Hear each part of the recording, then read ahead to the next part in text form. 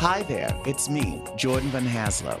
Welcome to Jordan Van Haslo and Friends live on Hot 702.5 FM Las Vegas. Let's get on with the show.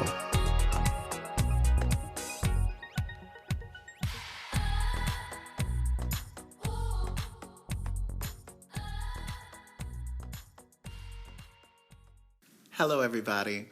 Welcome to another episode of Showtime with Jordan Van Haslo and Friends right here on Hot 702.5 FM Las Vegas.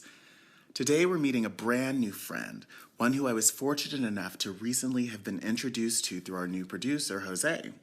She is a content creator and educator and the co-creator of the charming animated musical kids series Deepa Anoop, which is currently enjoying its second season on Netflix.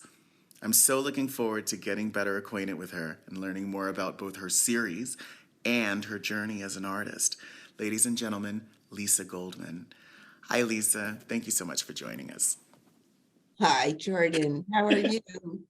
I am fantastic. It's a pleasure to meet you, finally. Yes, yes. You are the co-creator of the fantastic animated kids series, Deepa Anoop, which is now in its second season on Netflix. Yay! Yay! Yes, yes. How long have you been working on that project? Well, let's see. So that project when lightning struck, from when the idea hit to getting it across the finish line, was 17 years. Oh, wow. Yeah. It was like, I always knew the show, it would take time for it to find its time. I didn't think it would take that much time, but it did.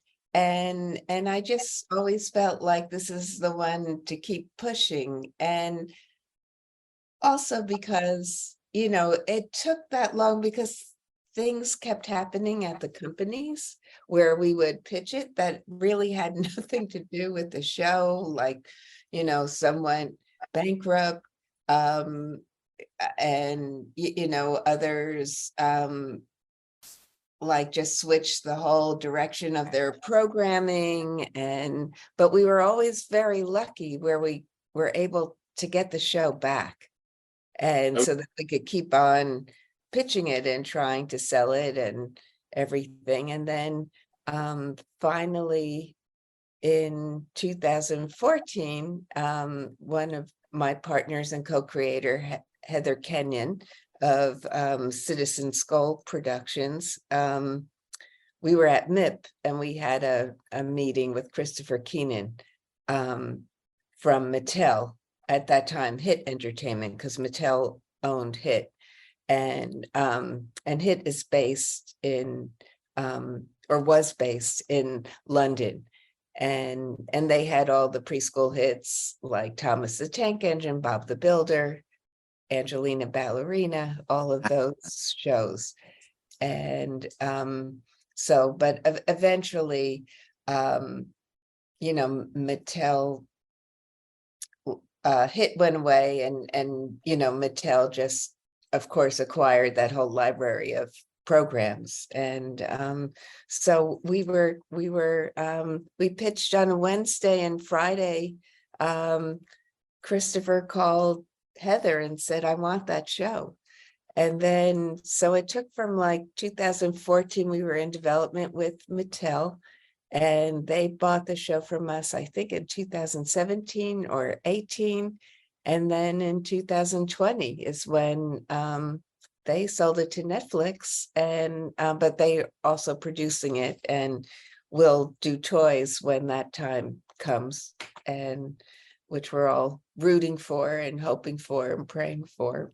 Yeah, that's so exciting. Did it, because you say it's been like an 18-year period, and I know that it's just so funny because I think people outside of the business just kind of think like, okay, you have an idea, you pitch it, you sell it, and next season it'll be on air. Did it change in terms of just the scope of what it looked like over that time, or was it always, because it's a young Indian girl, right? And her pet elephant.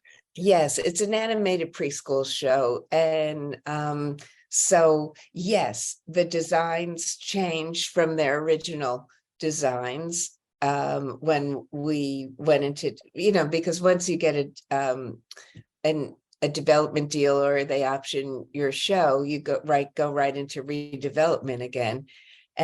But I would say, a lot of everything that was in the original Bible stayed with the show. What did change was what the family did. Originally, they were like Grandma and Grandpa were the biggest stars in Bollywood at one time, and then they ran the Bollywood Arts Center. But now we have the family running a boutique hotel, and which is fun because then the guests can be animals, the guests can be people. So in addition to Deepa having her friends in the neighborhood and and also with what goes on in her family, in her multi-generational family, because her grandparents live with them. There's also the guests and her friends in the neighborhood. So it's fun. And that all happened. I don't know if you want to know how a nice Jewish girl from Nutley, New Jersey wound up with a Bollywood inspired preschool show.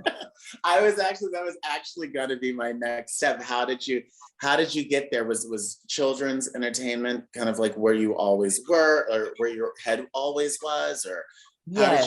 how did you start?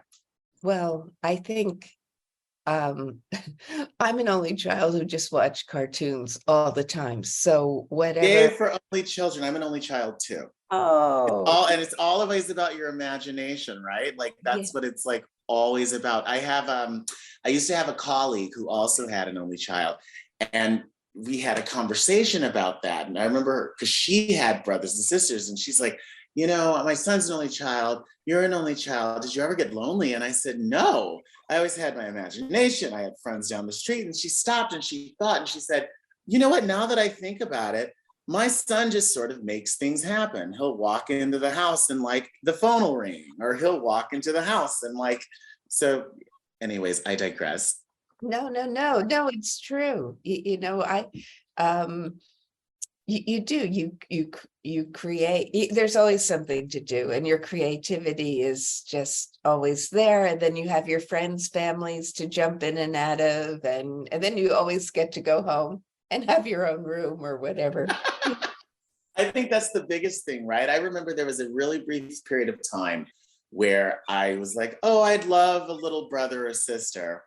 And then the holiday season came around and I realized, once everyone got their toys or their gifts or whatever, all my friends had to like share with their sister, or share with their brother, or, the new toy or game would come around and it's, oh, we can't get that because your older sister needs braces. And I remember thinking like, oh, this only child thing is kind of good. Yeah, it's not a bad thing. It's pretty good. Yeah. So,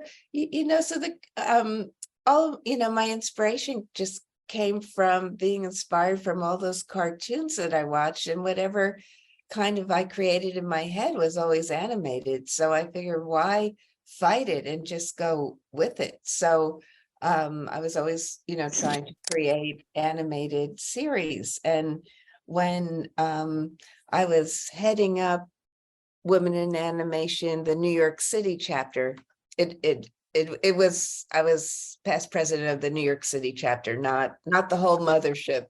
But one of our members asked if she could bring a dear friend of hers, this guy Kartik Mohan, and I said sure, because sometimes like the guys feel like, oh, they don't know that everybody's welcome in Women in Animation. So Kartik came to the meeting, and he's now like my adopted brother. And and at the time, he and his partner at work, they had a small CGI company, and so we helped network Kartik around, and then Kartik said, Lisa, my parents are coming from India and I'd love for you to meet them. And I was like, sure, Kartik, I'd love to meet your parents. And little did I know that Kartik's dad, it was like Ram Mohan, was like the Walt Disney of India. Oh, And wow. yeah, and Ram sadly passed away, I think like 3 years ago now. And so he was just the most gentle, loving soul who was like an angel who drew and was put down on this planet, just to draw and make things move and animate. And he was just magical. And his company, Graffiti Multimedia, they were starting an animation school at the time. And he was, explaining to me, he's like, Lisa, we have so many talented animators, but we're never going to be leaders in the industry until we're creating our own IP, our own shows. And we don't have enough, like, content creators, writers, showrunners yet. And he was like, can you come and do a workshop for us? And I was like, wow, I've always wanted to go to India and, hadn't been out of Nutley, New Jersey much. So to me, it was like the greatest thing in the world. And so he's like, but I just have to figure out how we're going to get you there, how we're going to work all this out. And a few weeks later, he emails me and says, Lisa, can I submit your resume to the Mumbai International Film Festival? And if they choose you, because they have animated films in the film festival, if they choose you, you'll be on the international jury and they'll fly you there. You'll do the film festival for 9 days. He said, it's a blast. I did it last year. And then after the film festival, you could do the workshop for me. And I was like, oh, like, yes. And that's what happened. And when I was in What a India, glamorous way to make your international debut. yeah, it was amazing. And the film festival was so much fun. I had never done anything like that. And at the hotel where we were, they delivered, it was the newspaper was the Times of India, it was like the New York Times of Mumbai. But what, because I'm such a big Goofy fan, I'm just, a big fan of all things entertainment, and I love other fans, and Indians love their Bollywood stars. And on page 3 of this like award-winning, journalistic, newspaper, there's a column that's just devoted to the Bollywood stars. And it would be to the point of like, which Bollywood star's grandmother is having lunch with another Bollywood star's grandmother. Like a Bollywood Cindy Adams, yeah. Yeah, this is exactly what this column was like.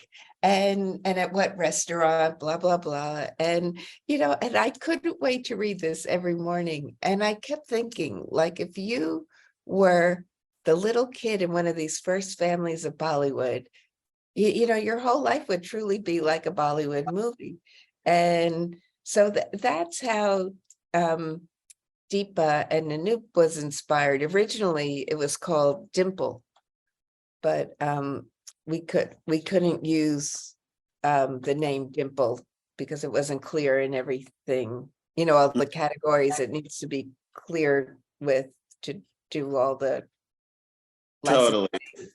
all the toy stuff. So that's how that happened. That's how the show, I was inspired, and that's how I wound up. And that Ram Mohan changed my life, and that whole trip changed my life. It was really amazing. That's so wonderful. Let's just circle back, because you said that, so it was inspired by that. And in the original iteration, Deepa was the child of Bollywood stars. So it sounds like in the initial iteration, she was one of the kids whose lives was followed by this Mumbai page 6, as it were. What ended up changing in terms of moving the setting from Bollywood to a bed and breakfast? Oh, so kind of the same things kind of still happen. Like now, mom and dad run the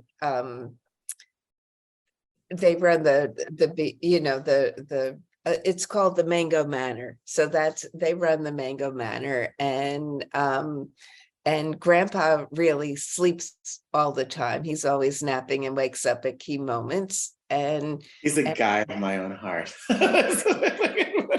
And grandma, Nani G, she's the cook. She runs the kitchen with an iron fist. She's we nothing gets by her, that's for sure. She's a really character.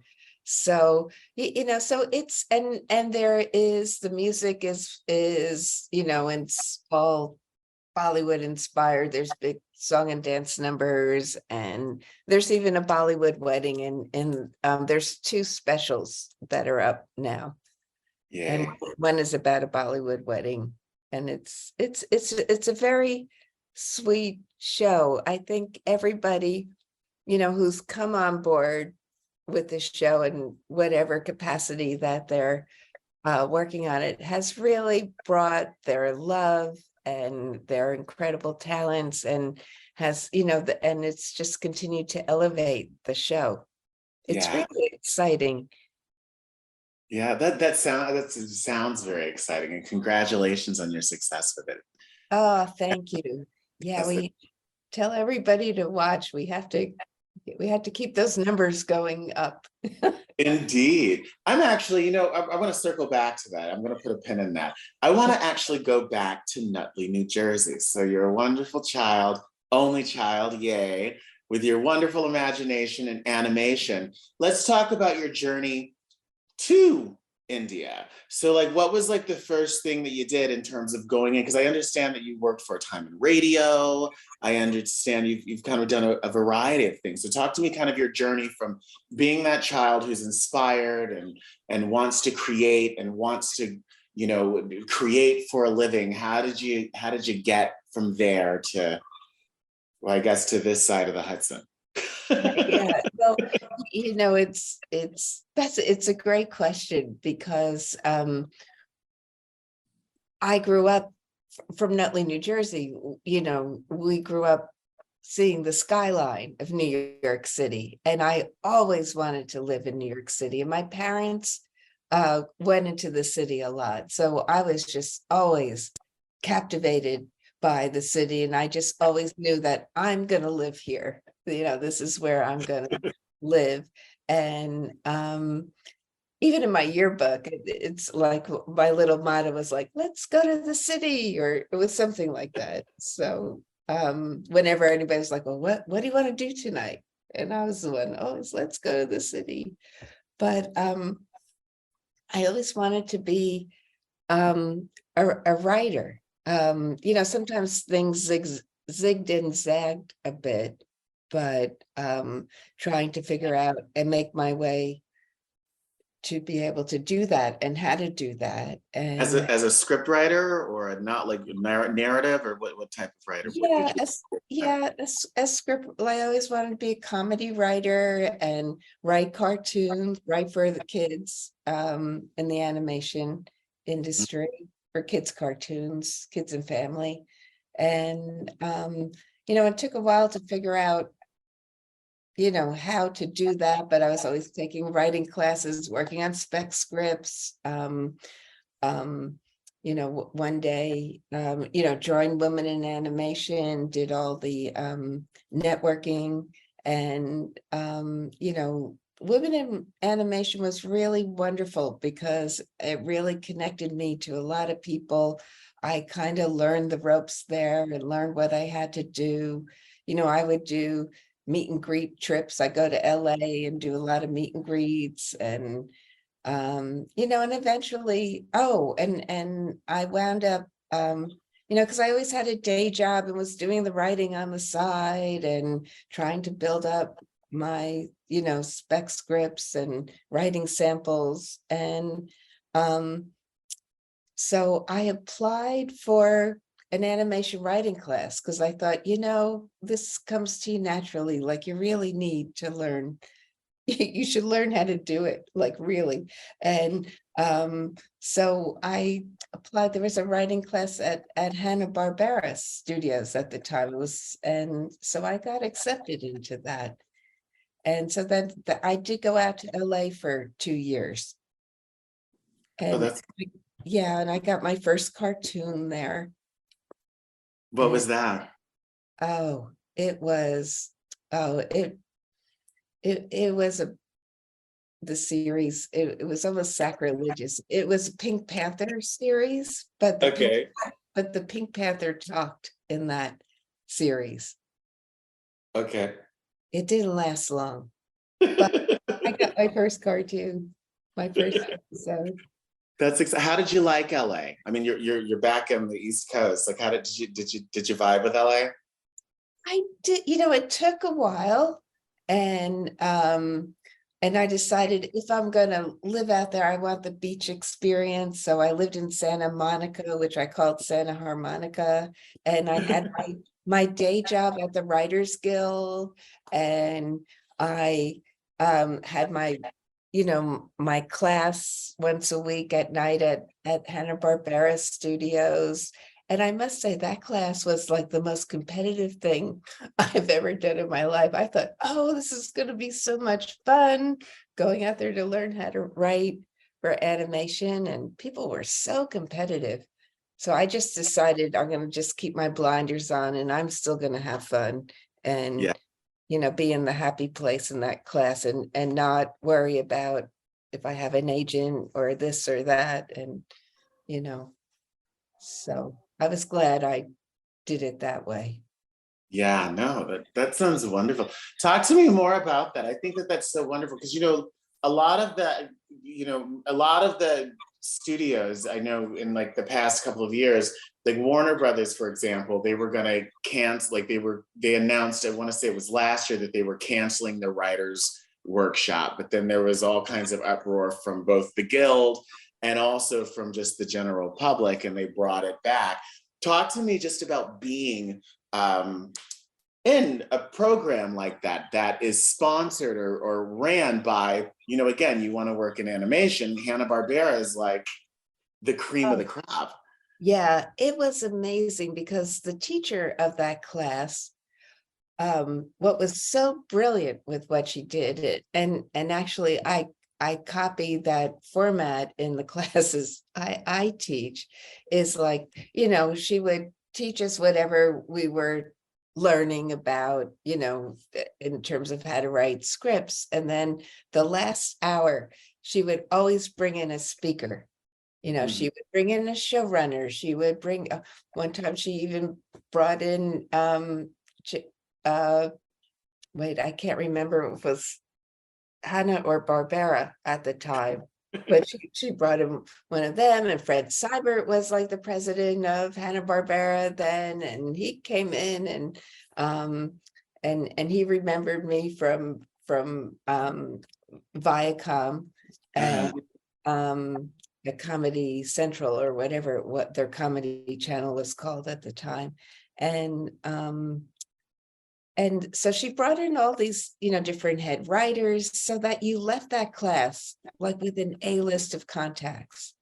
And that's how I got my first writing job, because I kept, emailing them to say, hey, I graduated, I have my spec script from my, Hanna-Barbera class. Can I get it? Are you accepting new writers? Blah, blah, blah. And so one of them gave me a shot at it, and I got an episode. That's exciting. What show was that? Oh, that was the Pink Panther show. Oh, the Pink Panthers. Yeah, the Pink Panther talk. So how'd you get back to the East Coast? What brought you back East, or how did you come back East? Oh, it's the downside of being an only child. I miss my parents and my friends here. So eventually I I came back, but when I came back, I realized, all the businesses in LA, and I thought I better, I was thinking about going back, and then an earthquake happened, and I don't know. And then one thing kind of led to another, and I started, being the head of Women in Animation here, and so things were happening, but it was much slower here, Yeah. than LA. It's funny you say that. I actually guest lectured at the Tisch School last right before the winter break. So like maybe it was in the end of November, beginning of December at NYU. And in the course, it was a screenwriting course. And the professor brought me in just to kind of talk to the students about like how to launch your career in the business, how to sustain a career in the business, how to network, etc. And that was one of the things that I really impressed on them, much to the chagrin of them. And I think also the professor, was how the business really is in Los Angeles. All the decision makers are in Los Angeles. The people who have the green lighting power in Los Angeles. The marketing people are in Los Angeles. Just in terms of really networking, so much of that is in Los Angeles.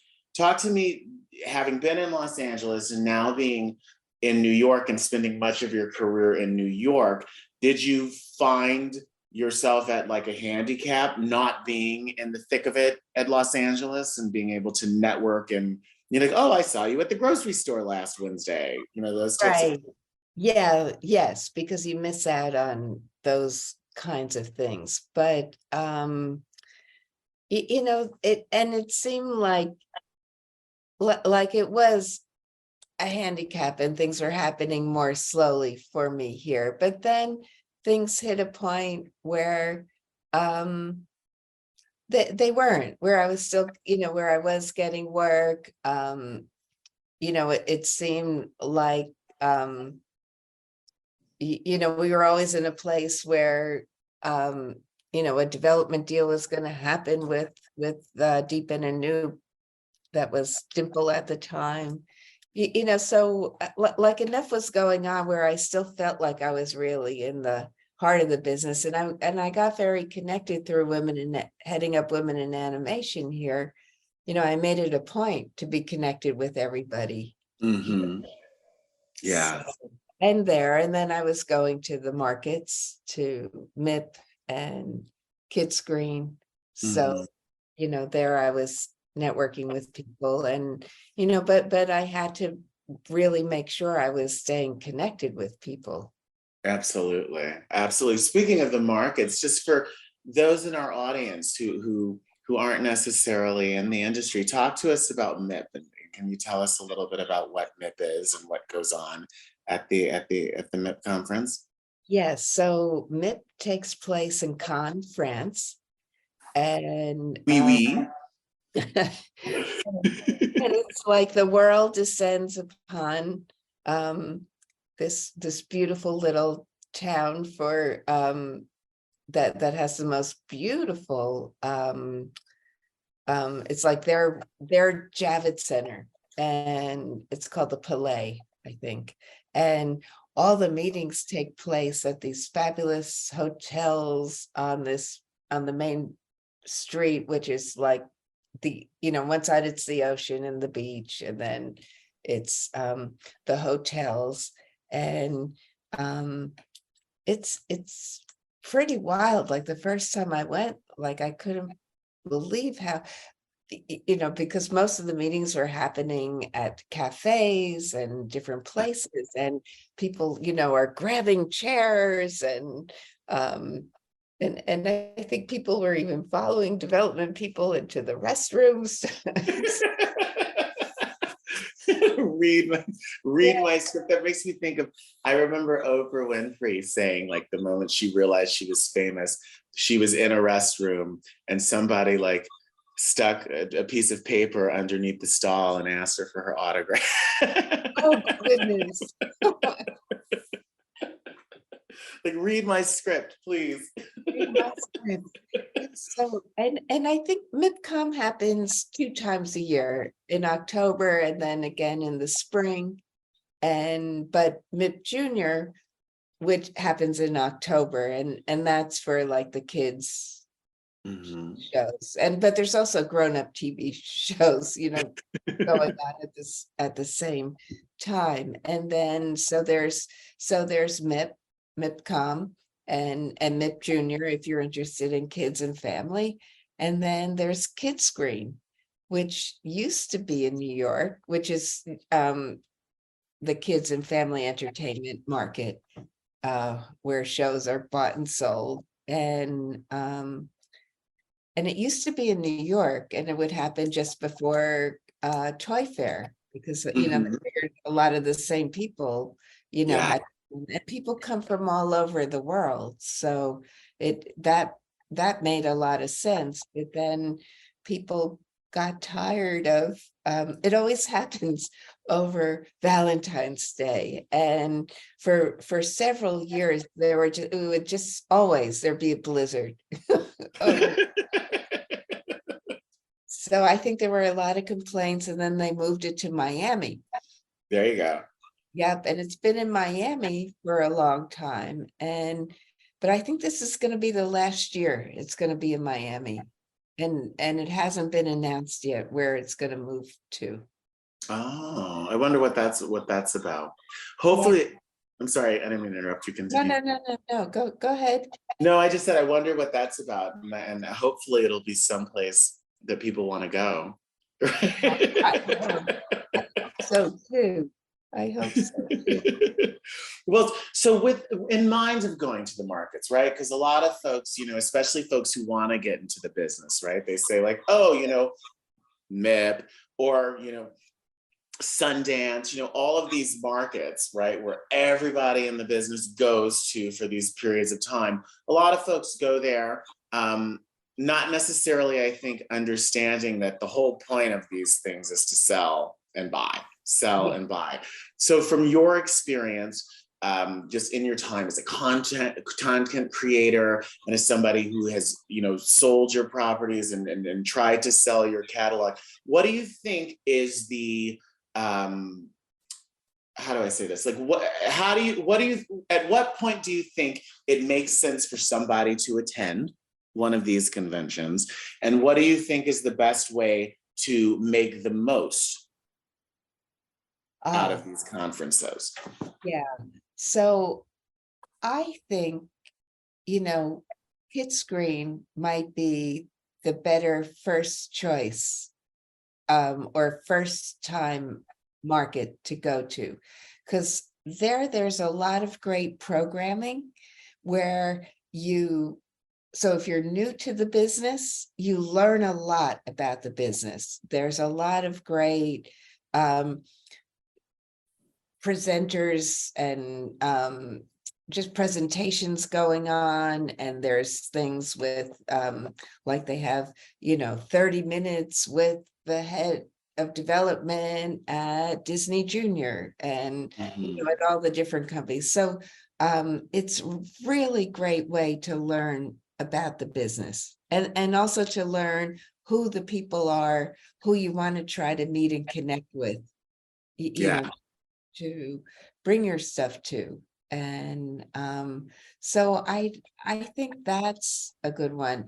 They're expensive, the markets, and if you're students or whatever, maybe you could contact the company and see if you can volunteer or find a way in that way. I think for students, the Annecy Film Festival, which is in Annecy, France, which is amazing. They have a market too now, but they also have a lot of stuff for students, and a lot of recruitment goes on there, where studios go and meet with students and recruit. So, that's a good place to go to too. I think MIP is more if who the people are and to have the meetings. To me, it's bigger, it's more spread out. Truthfully, I don't even know. I couldn't even remember if there was programming going on at the time. And I don't know, and if you can go with someone who knows the business, you know, that's a help, who could help introduce you around. Yeah. Yeah. Yeah. So with that mindset of just education and learning about the business, you spent a lot of your time as an educator and a lecturer. And talk to me a little bit about that. How that part of your professional life came about and some of what you've done in in those avenues.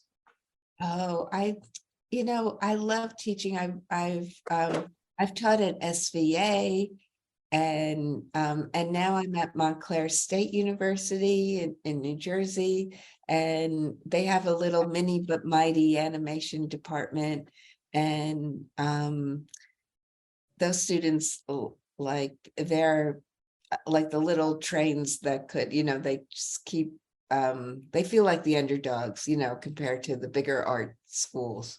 Uh, But they're very talented. And I've taught a class on how to create animated series and pitch Bibles, um, and at Montclair, I do that one, and I also teach this other one. I don't know, it's called something like business practices for animators and illustrators, but it's all about teaching how to network, making sure everybody has the tools they need to go out and get an internship and a job, like resumes, cover letters, their online portfolios, LinkedIn profiles, mhm. business cards, promotional cards. I even make them design a thank you card to be out loud. We'll write a heartfelt thank you note to someone who's, you know, spent some time with them for or whatever, because that goes a long Which way. is a lost art. You know, I used to be the head of recruitment for Entertainment One. Oh, And in my time there, only once, you know, people always send thank you emails. It's such a pleasure meeting you, etc. I only in that entire time, I got one actual handwritten note card. And my entire time there, it sat on my desk the entire time. And I never forgot that woman. So that the handwritten note is a lost art, but it really does go a long way. I think it's really awesome that you're teaching that, because this I was actually just having a conversation with a friend of mine not too long ago, and we both went to conservatories. I was a music major. My friend was a theater major. And one of the things we were talking about is how so much emphasis is put on the craft and the history of the craft and how to practice your craft and, you know, how to internalize your craft. But very, very little emphasis is put on all of those things you need to know to actually sell your craft and keep getting new jobs within your craft and to network within your craft. So I think that that's a really wonderful that you're doing that. well, thank you. Thank you. Yeah, because you know, I've noticed that these things are important, and like yourself, you know, who has you have your story with your snail mail thank you card. A dear friend of ours used to be like the head of um HR for Condé Nast, you know, Uh-huh. and she would always tell the stories, like sometimes, you know, there'd be two candidates who'd be like, you know, they were like equal in qualifications and everything, and they were having a tough time deciding. And sometimes it was like if one of those candidates like sent the thank you card, you know, that's what made the difference. Totally. It's the little things.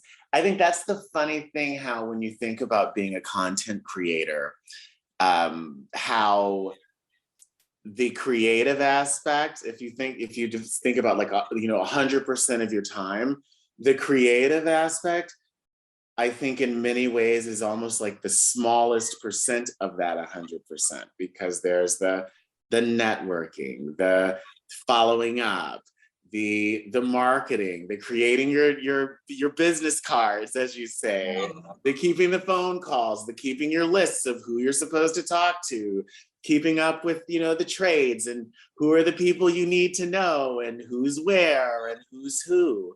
It's a lot. It is a lot. It is a lot.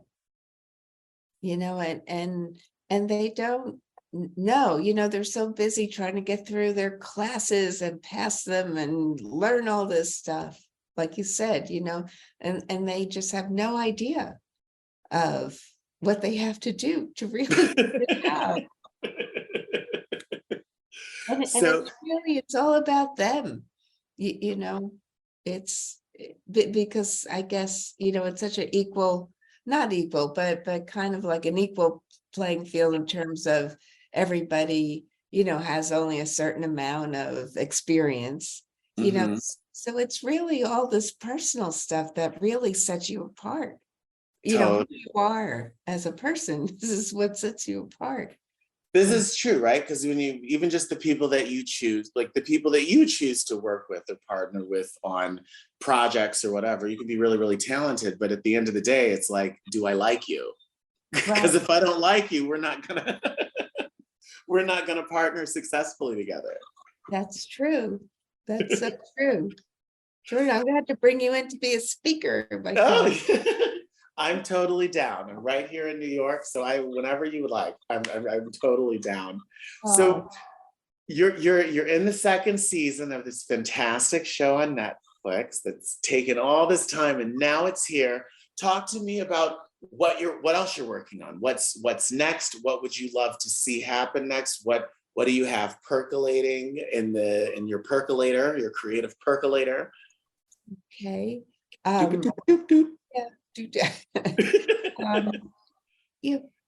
The teaching the one class a semester, that I hope I can always keep doing, because the students really inspire me. I love that and being connected to them. I've got a few new animated shows that I'm trying, I'm working hard to get my Bible ready for Kidscreen in a few weeks.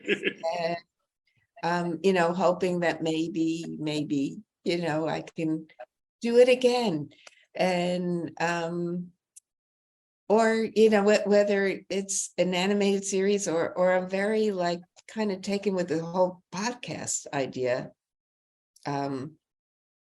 For a series, I think that's really fun for kids. And well, especially because it goes back to being an only child in Nutley. It's the theater of the imagination, right? Yes. You envision it, and yeah. And what else? Oh, but with Heather Kenyon, who's the co-creator, one of the co-creators of Deepa Anoop, and she's a producer at she's heads up this the family and kids programming of Citizen Skull, which is called Citizen Kids. But we're also working on two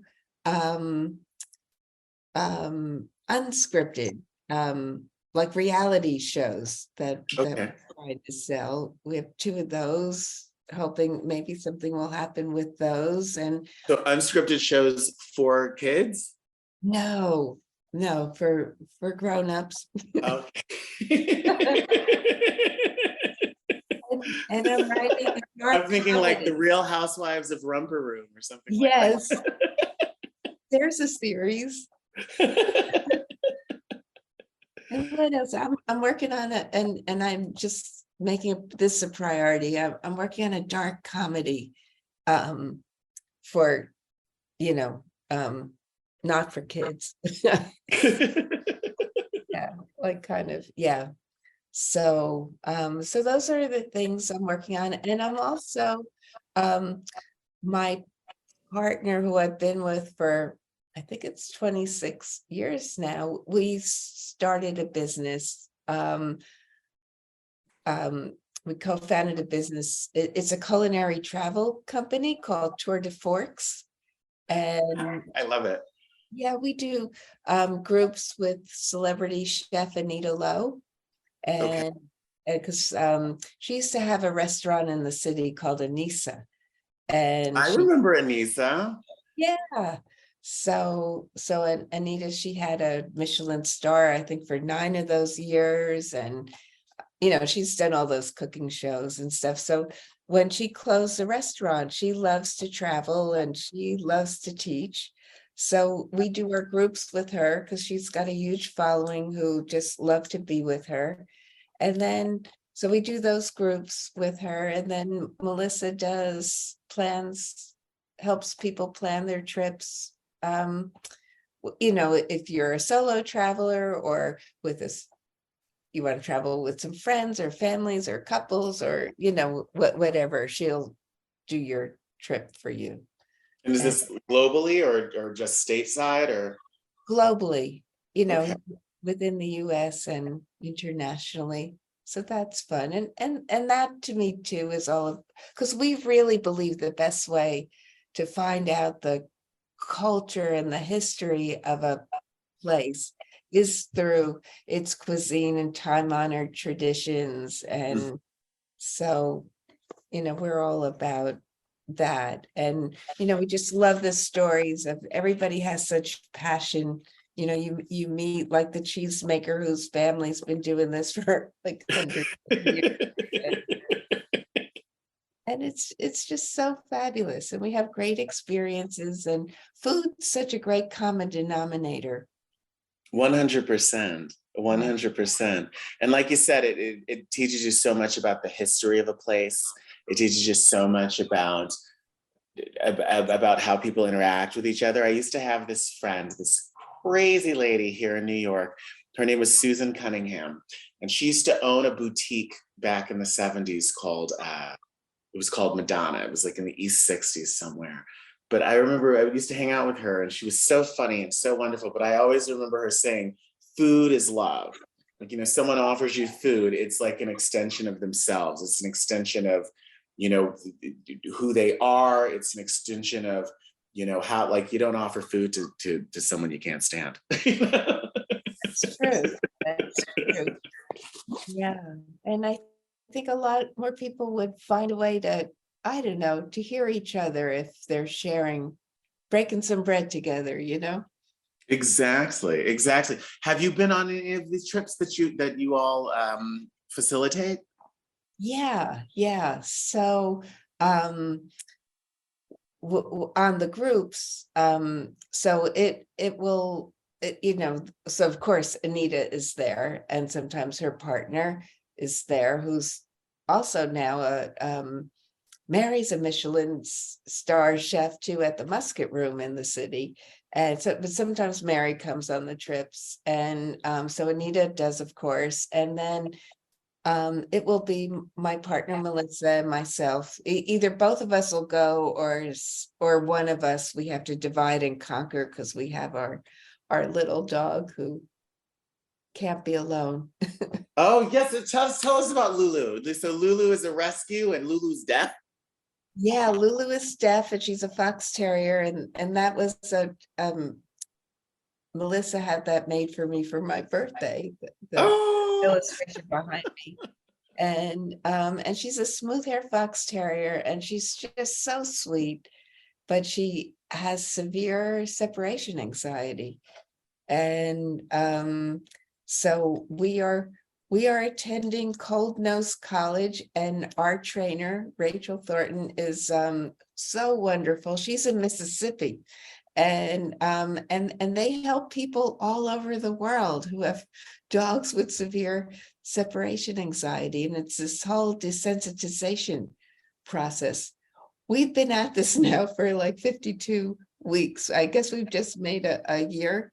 I don't know if we're the longest people in the program or not.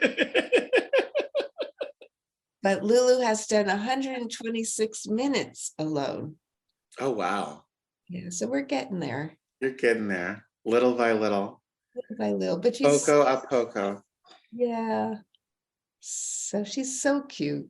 So she's going to be 5 this March. But if we want to go out for dinner, we need a sitter to come. And but it's been great because all the people who are part of Team Lulu. That's what I call it. We have aspiring opera singers. We have an aspiring musical theater actress. And so, it's been fun with all the people who we get to meet. Yeah, it sounds like the makings of your next kids show. Yeah, well, I do have a children's book that I'm trying to, it's called Hey Lulu, Why the Long Face? Because she has a very long face. And people say that to us. Like we go on a walk and everybody thinks they're like the most clever person because they're like, hey, Lulu, why the long face? I love it. Oh, it's so funny. So I did a little children's book, where Lulu doesn't understand why everybody's saying this to her. She's like the happiest dog in the world. Yeah. Oh my God. I love it. Well, listen, it has been such a pleasure getting acquainted with you. Thank you so much for joining us. I really, really appreciate it. Thank you for inviting me. Absolutely. And you're more than welcome to come back anytime, particularly when your book comes out. Oh, wouldn't that be nice? I know. It's the publishing is a whole new. I'm learning the ropes in publishing. It's a whole new world for me there. Indeed, indeed. Well, you'll have to come back and tell us about it. Thank you again. Thank you, Jordy. Thank you all out there in Radio Land for joining us for another episode of Showtime with Jordan Van Hasel and Friends. Again, you can catch us here every time this same week on Hot 702.5 FM Las Vegas. We'll see you next week. Bye-bye. Hi there, it's Jordan Van Haslo. Yes, that's right. That Jordan Van Haslo.